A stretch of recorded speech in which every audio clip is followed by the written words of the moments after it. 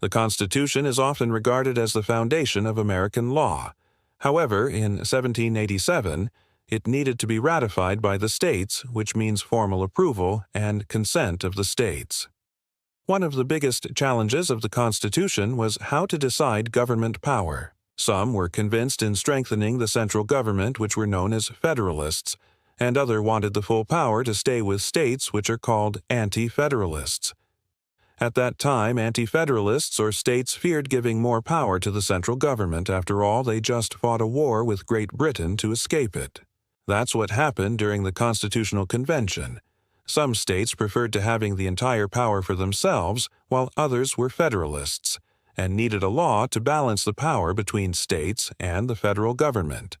In other words, the Constitution is the supreme law of the land.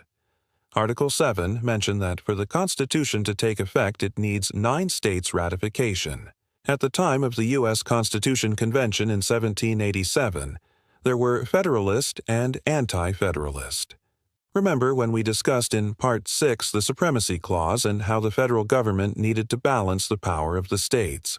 Article 7 of the U.S. Constitution is Federalism in Action, which created a strong central government, but it could only take effect if 9 of the 13 states agreed to ratify.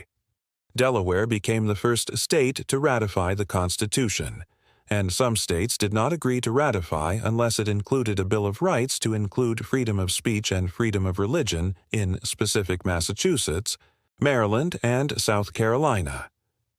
New Hampshire at that time became the 9th pivotal state to ratify the Constitution, and the Constitution took effect. The names of the state's representatives who met at the convention in Philadelphia are also mentioned in the Constitution. While North Carolina agreed to the ratification after the Constitution adopted the Bill of Rights. Rhode Island refused to ratify the Constitution for several years, but when the federal government threatened to cut off trade with the state, Rhode Island agreed to get on board, making it the last of the original 13 colonies to adopt the Constitution, and that's why it's not written in the original document of the Constitution.